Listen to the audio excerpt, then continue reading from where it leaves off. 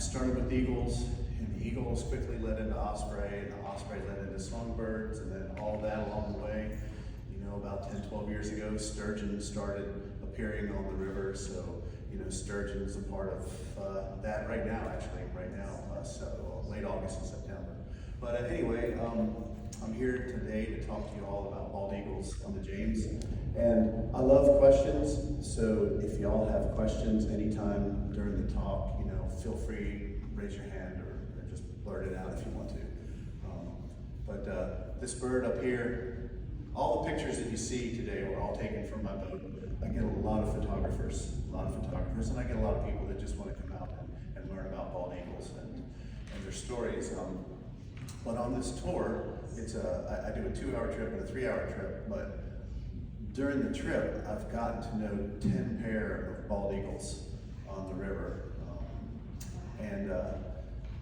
A lot of changes happened over the 15 years. But this happens to be one of those birds. And this eagle here is one of the original birds that I saw 15 years ago. And she's still on the river, kicking and scratching and grabbing catfish. But this is Bandit, and we're going to talk a little bit more about her in a few minutes. But if you look, you can see a band on her foot back there by the catfish's head. But I want to start off just running a couple of slides. They've got some really nice images and a couple words and a little bit of music. But when you hear this first bird call that's going to come out in a second, that's a bald eagle giving out a warning call to another bald eagle.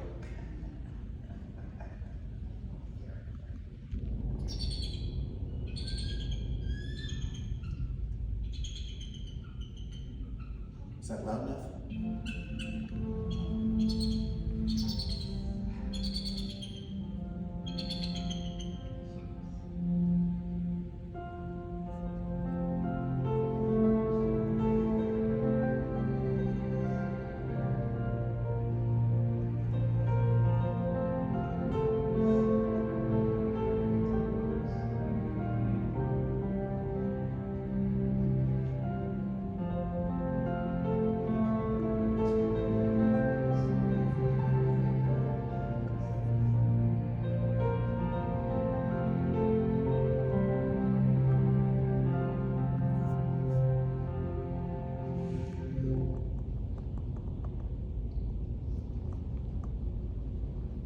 So I want to start off with this quote by Dr. Brian Watts from the Center for Conservation Biology. But he said, "No place on the continent illustrates the recovery of the bald eagle population from the DDT lows better than the James River." And what's behind that is really an amazing story. The James River, which I'm sure everybody here knows about because it's running right through Richmond. It starts in the mountains. It's 340 miles long, and it's 10,000 square miles is the watershed. So where it rains, all the water that drains into the James is 10,000 square miles. Well, back in 1975, there were no bald eagles left anywhere in the James River watershed. So 10,000 square miles of the James River's watershed, no resident breeding bald eagles. The Center for Conservation Biology studied these eagles, and they did a flyover, and they flew over the James, you know, in a grid, and they counted eagles' nests, and they counted, you know, eagle chicks, and they counted the pair. And anyway, they saw them go down to 0 in 1975. So in 1975, the eagles here were locally extinct, and then 45 years later, in 2019, we hit a milestone. I'll talk about that in just a second.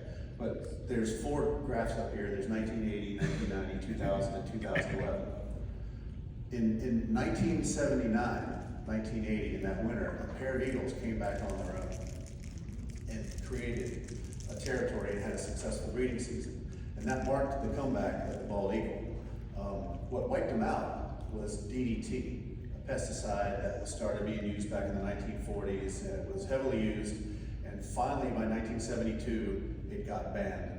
So DDT was banned. It's actually still used in some countries, But it's been banned here since 1972. Well, the DDT didn't allow the eagles to produce calcium. And the DDT would get into the watershed, get into the fish. Eagles love fish. So it got into the eagles and they couldn't lay a proper egg. Their eggs were thin and brittle, couldn't produce calcium, so they couldn't reproduce. And ultimately it was bad for the eagles. So 1972, DDT is banned. 1975, no more bald eagles. So the damage was done, but that set the stage for a comeback. So in 1979, a pair came back about 40 miles downriver in Upper Chipoks Creek, and that began the comeback of the bald eagle in 1979. And slowly but surely, more and more bald eagles started coming back to the James River, creating territories and raising young. And long story short, in 2019, we hit a milestone. We reached 300 pair of bald eagles on the James River.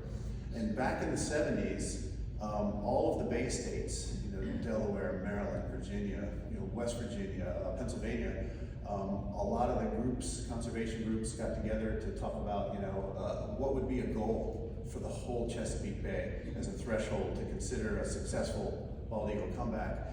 And they picked 300 pair for the entire bay. And we reached 300 pair on the James River alone. So that was a huge, huge milestone for a lot of people that have been involved with it for so long. And today there's over 380 pair on the James River. And there's over 3,000 pair on the Chesapeake Bay.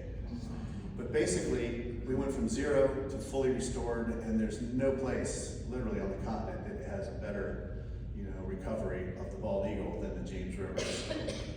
Done a heck of a job, getting that DDT, banned, and then, the Clean Water Act in 1972 was also enacted, and that also set the stage. But anyway, does anybody here see bald eagles flying around ever?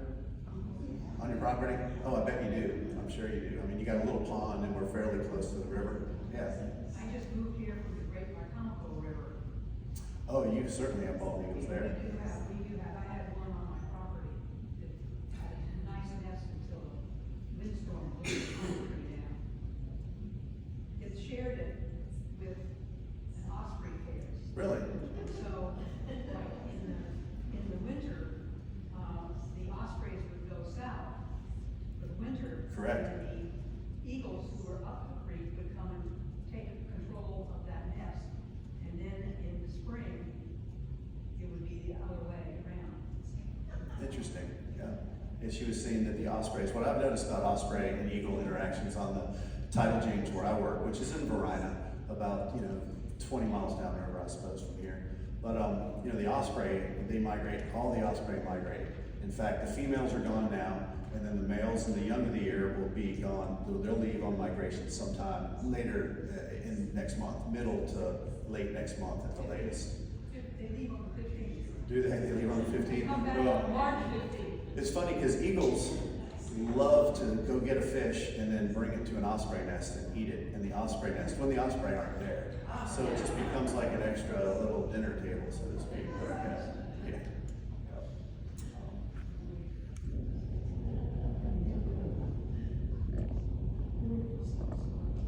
So there's the 300 pair of eagles. And this is a little outdated. There's over 380 now. And let's see what we got here. So Jefferson's Reach. So this is where I work on the river. This is it's about an 8.5 mile section. When you look at, there's a little blue rectangle right below the Bald Eagle logo. That's Richmond Yacht Basin. That's where I keep my boat. And then downriver, 5 miles up in the top right-hand corner area, there's another blue rectangle. That's Deep Bottom Park. And then you come down back to the main channel and make a loop back. It's about 8 miles total. It's all basically Verina. It's Henrico County to the north, Chesterfield County to the south. But those red dots indicate bald eagle nests. So each dot is a bald eagle's nest. Each nest is a pair of eagles. Each pair of eagles has a territory. And these eagles are incredibly territorial. They don't like any other bald eagle. So the biggest fights that you'll see on the river are, you know, the side-by-side dots, the resident versus resident, the next door neighbors. There's absolute zero tolerance. There's no warning call. There's no, you know, really evil stare. It's an instant flight pattern and fight. And it's, I saw one the other day. It's the first one I've seen in a little while. And it's, you know, when they fight, they go after each other. They lock talons, and then they spin. So they come in and, you know, grab each other. And then they just are locked to talons, and they just spin in circles as they head back towards the ground. Most of the time over water, sometimes not. But they let go. Sometimes they don't. You know, I'll hear stories and get articles about where they don't let go. You know, the locked talons, and they get stuck and have to be physically, you know, humanly helped. Somebody has to come in and you know, help out, get them unlocked, which is pretty wild. The brown dots are osprey nests. That's a lot of osprey. And the green dot with the red around it, that's a new pair of eagles. I was waiting to see if they were gonna become a resident pair. They're definitely a resident pair, so that should be a full red dot right now.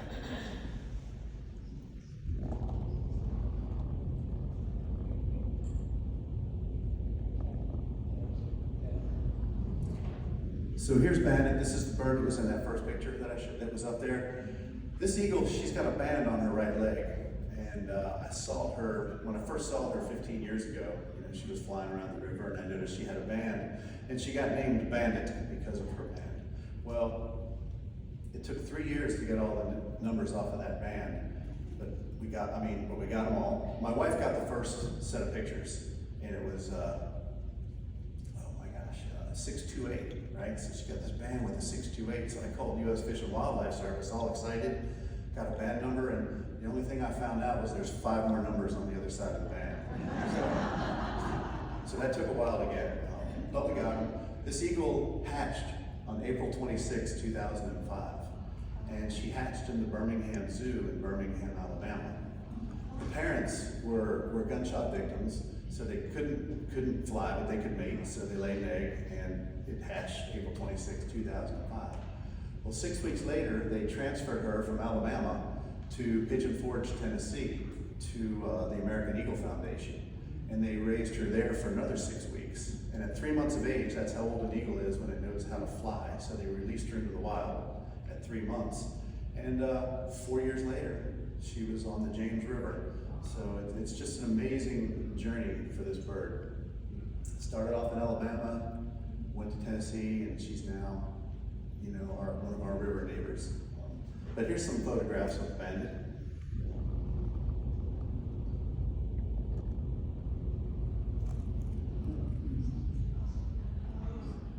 That's her band, 629-43814.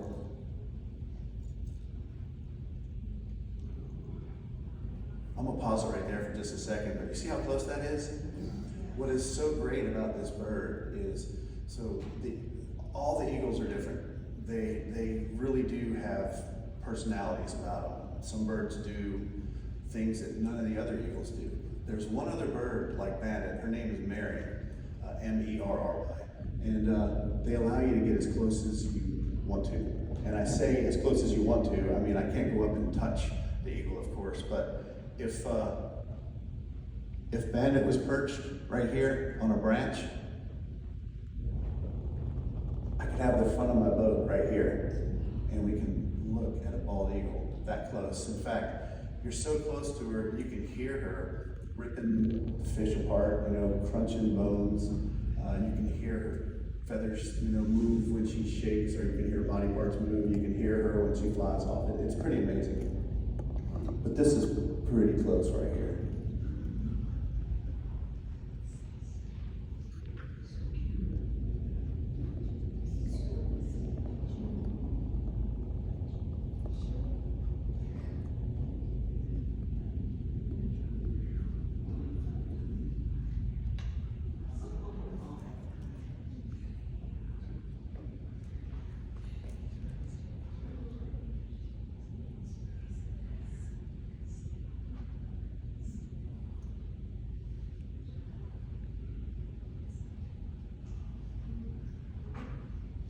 Eagles, when they come down and grab a small fish, you know, just like the size of, you know, those little goldfish you have out there in the pond, or just these little shad, there's lots and lots of little tiny shad on the James. When they come down and grab one, they'll actually fly and just sort of pause, but still fly, and then do right there what she's doing. She's reaching down and she's gonna eat that whole fish in flight. She's just gonna pop it into her mouth in a couple gulps. And she's eating it in flight. It's an in-flight meal.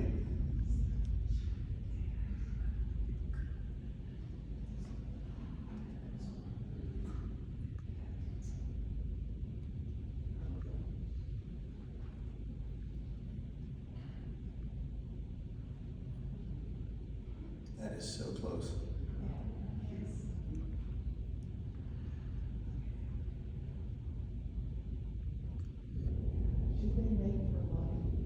Do they mate for life? That's a great question. I'll answer that in just a second. And that's a good segue into this next set right here. Huh. Look at that. So when they finish eating, they clean their beak. It's called feaking, F-E-A-K-I-N-G, but she's doing that right there where she just sits and rubs her beak back and forth, or a lot of times in circles, and cleans her beak up. It's kind of like, I guess, a napkin before it becomes a napkin. Oh yeah, it's probably a little bit of that. Yeah. From the fish?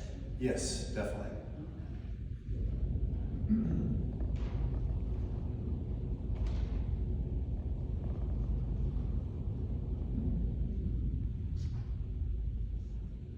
So she came in 2000. I first noticed her in 2009, in the fall of 2009, and she had a nest, she had a territory, she had a mate. At the time, I didn't know any history about her. It took me a few years to realize this, but when I first saw her, she was 4.5 years old. And a bald eagle, it takes them 4.5 years to become fully mature. So they spend the first 4 to 5 years of their lives just wandering around, becoming mature. And a bald eagle basically has about a 50% chance of survival to go from hatching to making it to an adult resident breeding bald eagle. And she's on her third mate. So while, yes, they do mate for life, what's happening now, there's two things really that's happening that will keep them from mating for life. So in Bandit's case, her nest fell 5 times in the first 2 years. She had 2 failed breeding attempts, and she was actually attacked by a bald eagle during that time as well. So when things aren't working out, they'll change mates. And an eagle happened to come in the summer of 2011. You know, I was pretty new at watching bald eagles, but I knew that that wasn't right. And eventually, you know, her nest fell for the 5th time, and that's when the process kicked in where she ended up fighting her current mate, who was Smokey, and accepted the new mate. And you know, that took about 6 weeks in all to like kind of complete that cycle. So what that was a male coming in, but there was just really no fighting going on. He was just hanging out, and it didn't make a lot of sense, but that's what it was. So now what happens is, because the bald eagle population is so strong, you'll get pairs of eagles that don't have a territory. You know, they get to be 4.5, 5 years old, fully mature, they can find a mate, then they find a territory. So you got pairs of eagles that are flying around looking for territories, and when they can't find one, or along the way, if they find something that they might want to take, then they'll try to challenge the pair of eagles that are there. So sometimes the female might win, sometimes the male might win, sometimes both might win, sometimes neither might win. So you know, there's so much infighting going on with the eagle population, the resident eagle population. You'll have single males and single females flying around, and they may fly into a territory. Now, if the pair of eagles that has an intruder coming in that's trying to challenge, say, the male, well, if the bond is strong by having successful breeding seasons year after year, or 2 out of 3 years, or whatever it is, if they are, you know, making things work That's what they're there for. Then both birds are gonna be, you know, protecting the territory. If things aren't working and they're not able to have success and a male comes in, well, the female is gonna let the males fight it out, you know, survival of the fittest.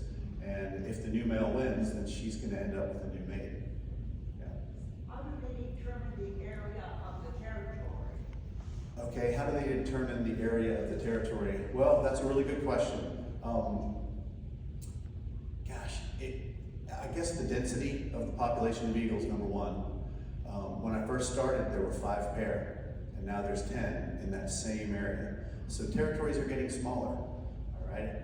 You know, when there was 6 pair, I was like, there's no way there can be any more, but sure enough, you know, there was more, and ultimately now there's 10. But you've got the river, and both sides of the river, which are have a couple neighborhoods in there, nothing major. Meadowville Landing is the biggest neighborhood that's along the area that I work in. But you know, there's a lot of farmland, there's a lot of woods. So as far as they can go before it gets too intrusive with Route 10, you know, or some major road or shopping center, then that's going to determine how far they can go away from the river. But it seems like, you know, they're pretty happy with about 3/4 of a mile of the river, half to 3/4 of a mile. So it's really, I would say, about density, and then it becomes more about what's around them to determine the size of the territory. Yeah. But this is actually her second mate right here. This is the one that came in 2011 and became her mate. And that's the Duke. There's the Duke again. This is one of my favorite pictures. You know, I've always loved this picture, and then I was watching, my son Mike is back here, and I think we were watching Raiders of the Lost Ark or something like that years ago, and there's this golden eagle statue on top of something with the wings straight up in the air, and I don't know, maybe that's why, but that's such a great photograph, isn't it?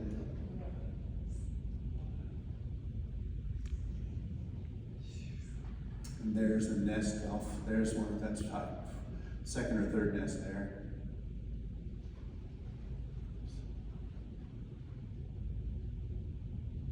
So that's actually the Duke, her second mate. No, excuse me, I'm sorry. That's Trey, her third mate. And that's a photograph taken from the air looking down into the nest. And, you know, I talked about Dr. Brian Watts from the Center for Conservation Biology, and they fly over and do gridded, you know, they fly over in a grid and count the eagle territories through nests. And this was one of his photographs that he took from the plane that he flew around in, looking down on the nest.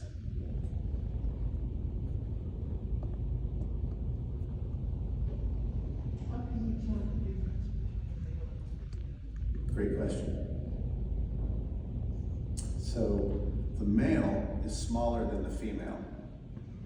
And when you just see one of them, it's kind of hard to tell.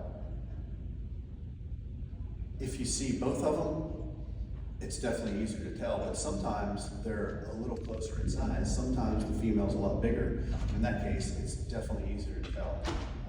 But in general, the female's about 20% larger than the male. And their wingspan is about 7 feet of a female and about 6 feet on a male. So here's a few more pair of eagles within the territories, or within Jefferson's reach. That one's up by the Verina Bridge, if you recognize that bridge.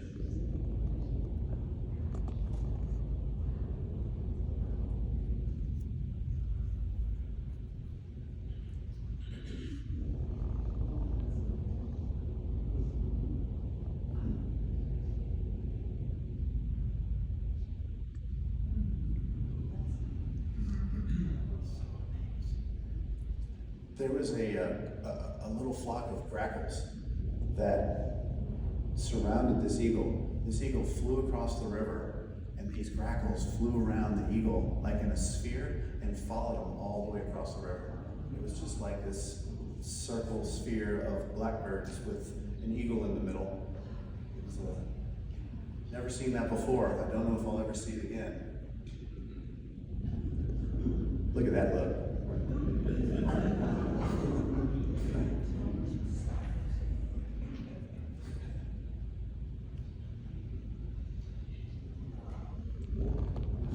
talons, look at the feet. I mean, they're like boxing gloves. They're huge, they're absolutely huge.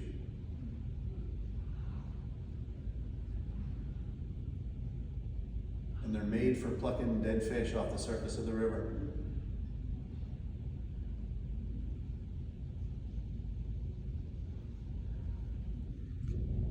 Henry and Duchess, this is one of the newer pair of eagles. And look at that, isn't that incredible? I mean, just an incredible shot. These two birds fly around together a lot, as you can see. But Henry, male eagles fly a lot of times like they're trying to shake ants off of their wings. You know, it's just they have this crazy quick flight pattern and they do really quick little turns. Henry is the king of that. He does it all the time, and when he does it, I mean, if you've ever seen a dog that does zoomies where it runs around really fast, back and forth, well, it's like that's what male eagles do. He gets the zoomies.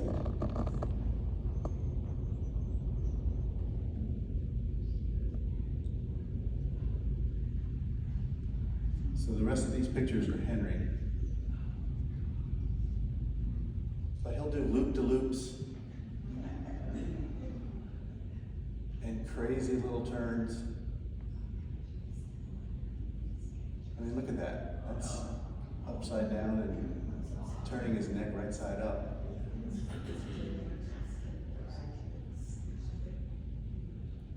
How many photographers have taken those? Fantastic. I'll ask that question just a second. I want to pause it here. I mean, look at that. It looks like he's directing traffic, doesn't it? Park over here. What was the question? How many different photographers have taken these fantastic photographs? Oh, in this show right now, I've got a list of people that have photographs in here, and I'd say maybe there's 17 or 18 that put pictures in there, aren't they? Yeah, I'm so amazed and so blessed that I get photographers that come out on my boat all the time. You know, they travel from pretty far away too. You know, I get people, I don't want to say routinely, but you know, fairly often that drive from South Carolina to get on my boat for 3 hours and then drive back to South Carolina. You know, and you know, I love to fish, but I can't imagine going to South Carolina and fishing for 3 hours and coming back. There's something going on there.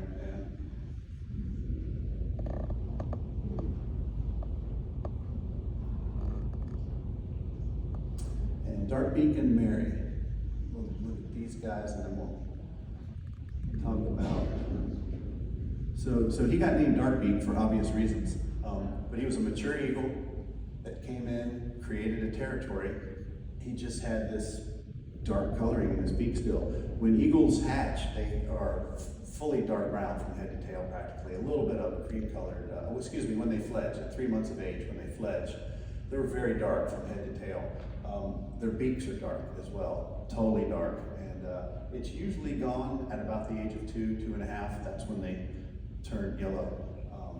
But Dartbeak held on to a little bit of that coloring, and this is his 10th. This is Dartbeak's 10th breeding season on the river, and it changed at about 5 years. It became fully yellow.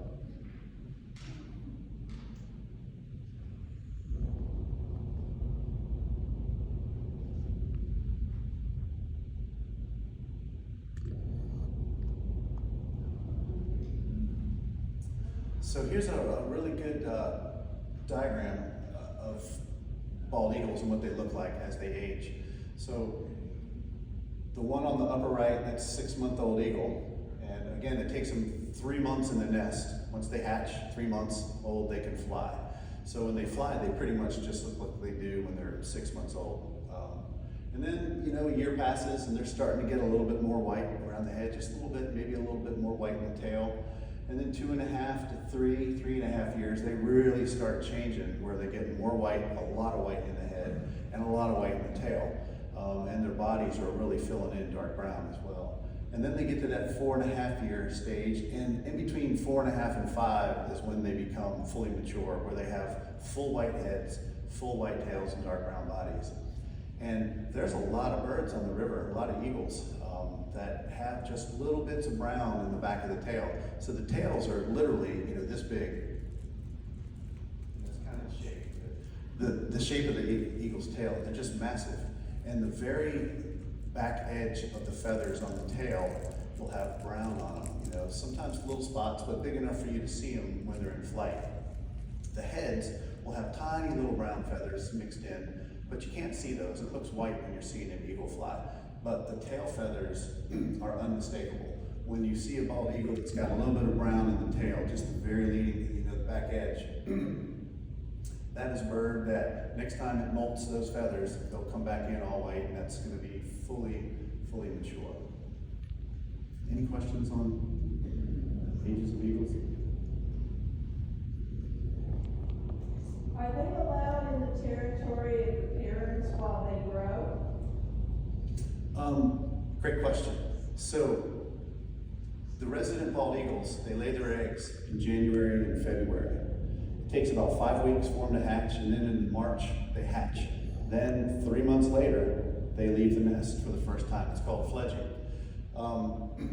The fledging on the James River, these 10 pair of eagles that I'm watching at Jefferson's Reach, the earliest I've seen is May 10th. But it's usually around May 15th, May 18th is when the first birds start to see the first fledglings. And it'll go as late as June 15th to June 20th, where you'll see, the later ones fledge. Once they fledge and they leave the nest, they are 100% still reliant on their parents. And they slowly break away, but the parents are teaching them, the entire time while they're on the nest, while they're on the wing, in flight, while they're learning. And about 2 months after they leave the nest, they're off on their own. Sometimes they'll stay as late as 3 months, after they fledge. So between 4 and 5 months old, those eagles are gone. So yes, they are allowed in the territory when they're fledglings and when they're young, but once they leave and they leave for good, they're not welcome back. And, oh, this is running. Oops.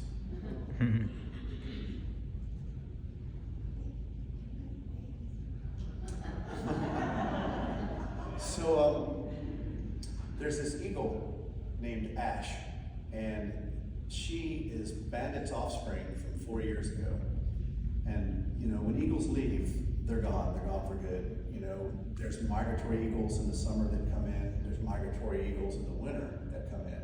And then there's all these eagles that hatched within the Bay system. Well, they stay within the Bay system.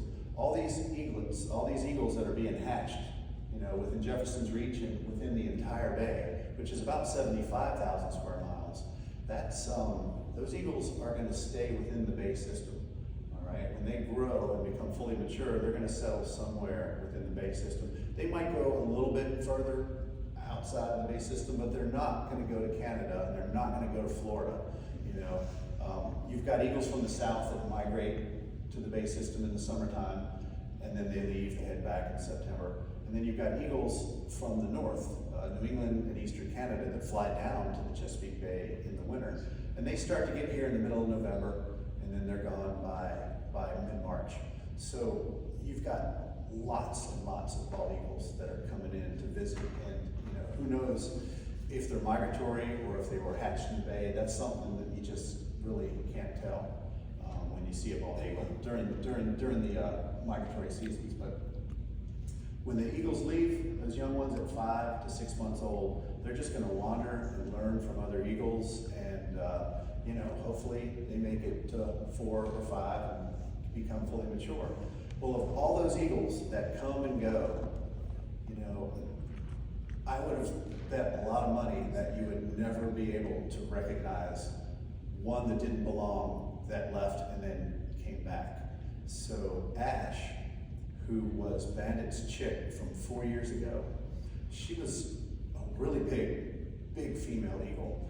And she was almost like Bandit. You could get really close to her and you could take great photographs of her.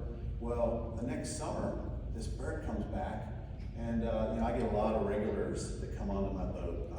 A lot of people come out 15 times a year, a lot of photographers. I've got one guy that's been on my boat 170 times to take pictures of bald eagles. In fact, he's on the boat tomorrow, and Thursday, actually.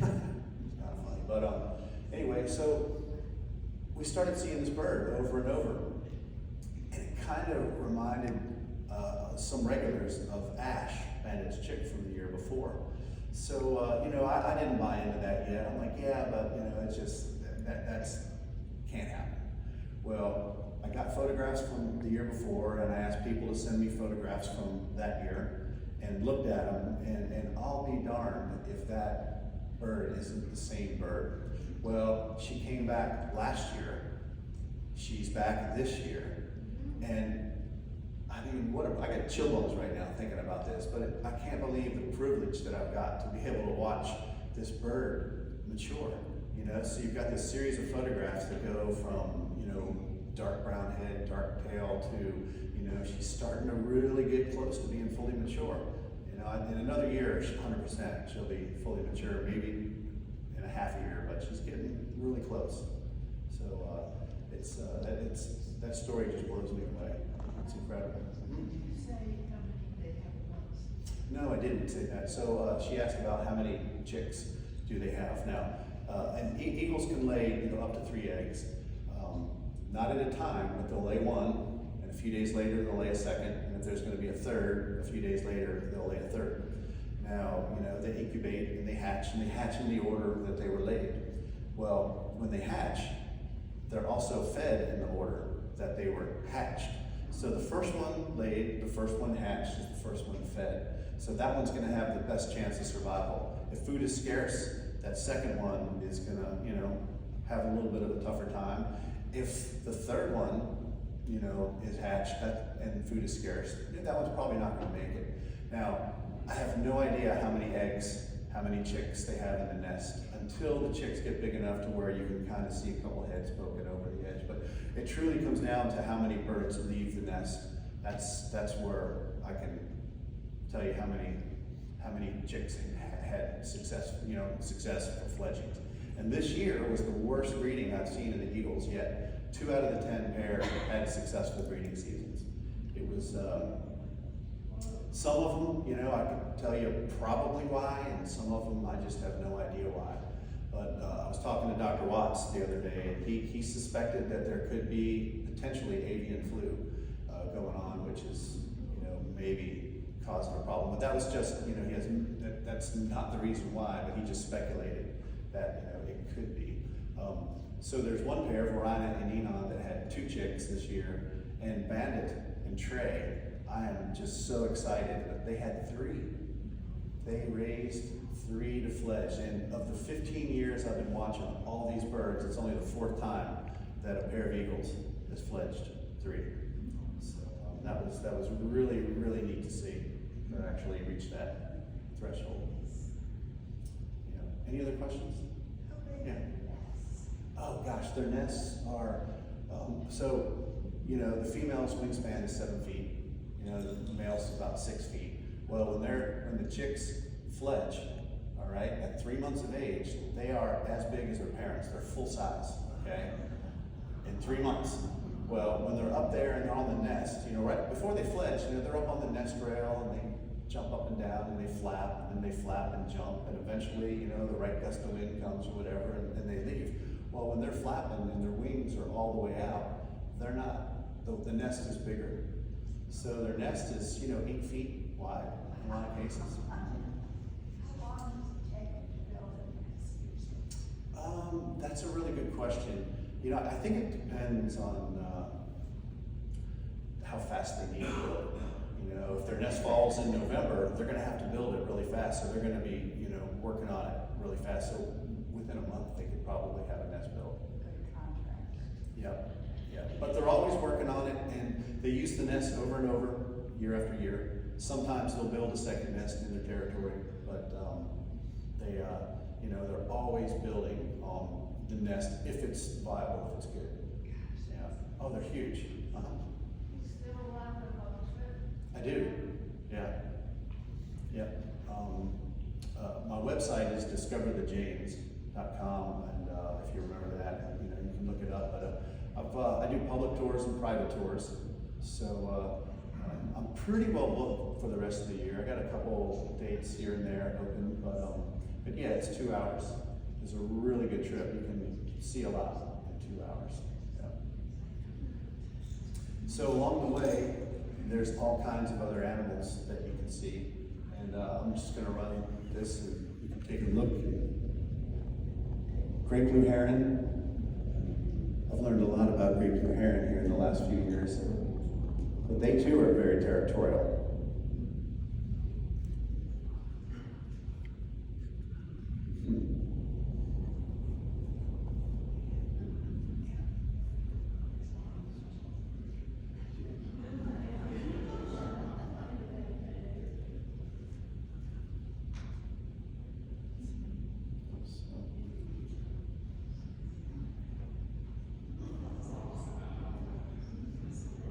Look at that catfish that owl was eating. Those are baby great horned owls getting ready to fledge. Tree swallows. The tree swallows migrate in early March and they come in by the thousands. It's just such a great time. And look at that. Kingfishers, they're funny birds. You don't see them for weeks on end, then you see them every day for a week. And then osprey, of course.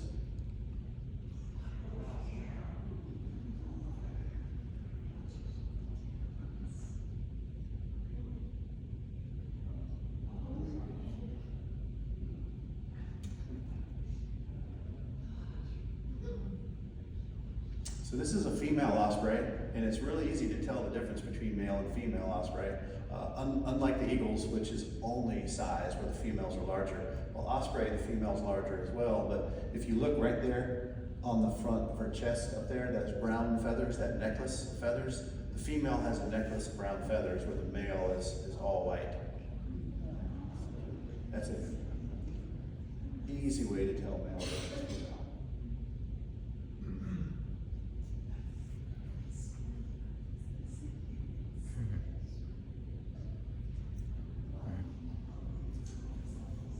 Prothonotary warbler. Isn't that an incredible photograph?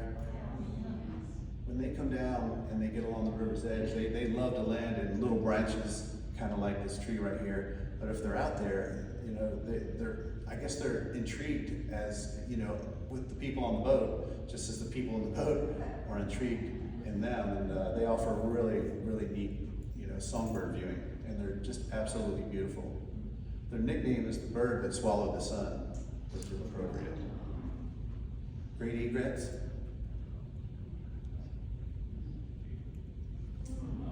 Deer, always see white-tailed deer. Look at that guy.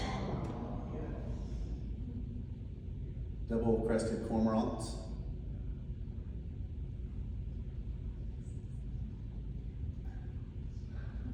A lot of people don't like these birds, but they're pretty cool. They do eat a lot of fish though. And white pelicans, that was an interesting visitor. Otters every once in a while.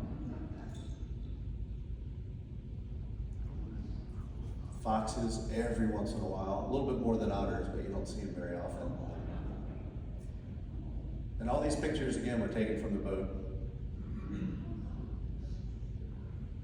Peregrine falcon. No, that's a kestrel, excuse me. Then wild turkey.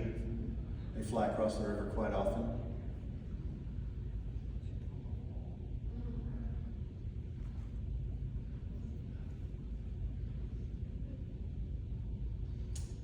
Oh yeah, this is great. So eastern kingbirds, the one that's flying above the eagle, they are incredibly territorial.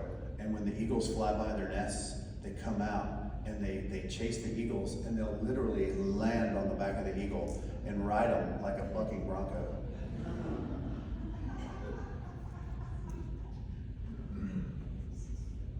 But look at that, this ride is on the back. Is the eagle after that? No, the eagle has nothing to do with the nest, it's just flying next to it, flying near it. Look at him riding on the back of that.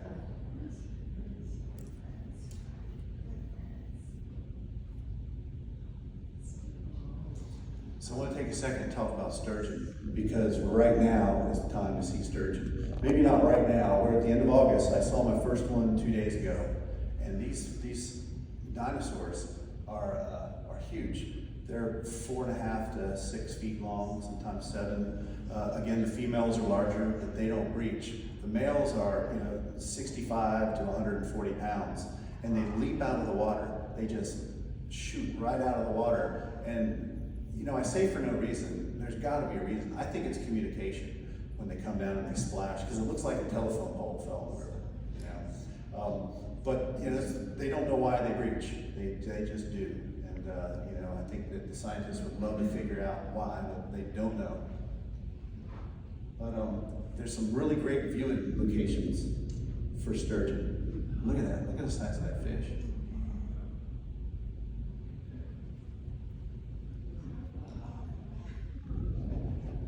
So actually, I didn't realize this till just this moment, but this sturgeon was one of probably 50 or 60 that we saw breach that night.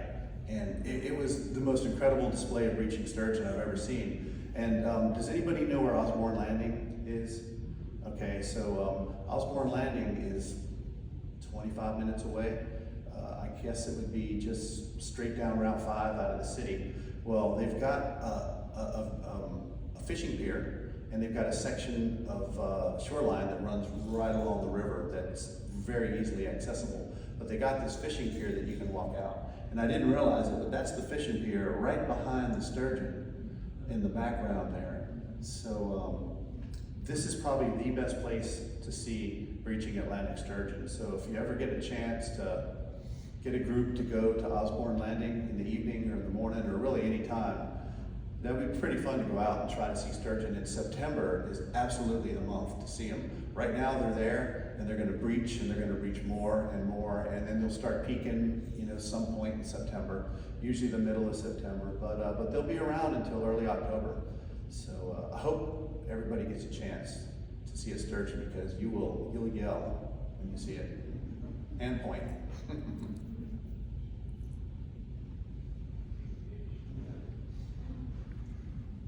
Inspiring art here. And that's actually a live sturgeon, not a live sturgeon, excuse me. This is a dead sturgeon that was in the back of a researcher's car. And if that's not dinosaur skin, it's just incredible.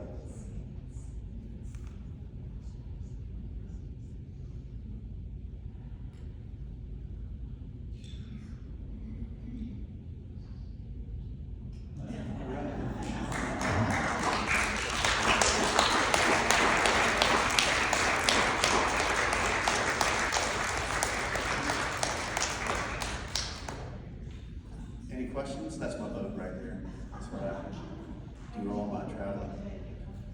That's a good question. How many people do I take? So on my public tours, I take 4. On my private tours, I can take up to 6. So my boat is allowed. The Coast Guard allows me to take up to 6 people. Yeah, and I used to take 6 on public tours, but COVID hit and it got shut down, and then the Coast Guard said I could only take 3. Based on the size of my boat, and I was like, wow, this is pretty nice with just 3 people on my boat instead of having 6. So I take 4. So that's one thing actually that came out of COVID is, I take 4 on those trips, and it just, I get a lot of photographers on my boat, and 4 photographers is a piece of cake. 6 photographers is kind of like, 4 great blue heron in a little tiny nest, pumping each other around. Still running. Any other questions? That's a great question. What do eagles eat? So eagles primarily eat fish. Yes, that's why they always live near water. But they're scavengers and they're opportunistic. So they'll eat anything. They'll eat snakes, rabbits, deer, nasty, rotting fish along the shoreline. Whatever they can find, they're going to eat. And different territories offer different opportunities, and they take advantage of all those opportunities. They key in on vulture activity, they key in on gull activity, so and their eyesight's incredible. They can see anything in their territory. When they're perched on the river, they can see anything floating on the river. And their favorite perches, which I think is pretty cool too, is their favorite perches It gives them access to the hunting ground, which is the water, the main hunting ground, they're looking for fish. But it also gives them direct line of sight back to the nest. So they can see activity on the nest when there's chicks. You know, the male and the female, their eyesight's so good, I'm convinced they communicate through just eyesight. Yeah. Yeah. So, 300 a year, at what point is it too many? Well, that's a really good question. So one of the indications of maybe having too many is watching the fledglings, the eggs and the chicks. So 10, 12 years ago, the average number of chicks that fledged out of the nest was just under 2, okay? And now it's around 1. And the biggest reason for that is other eagles coming in, disrupting breeding seasons.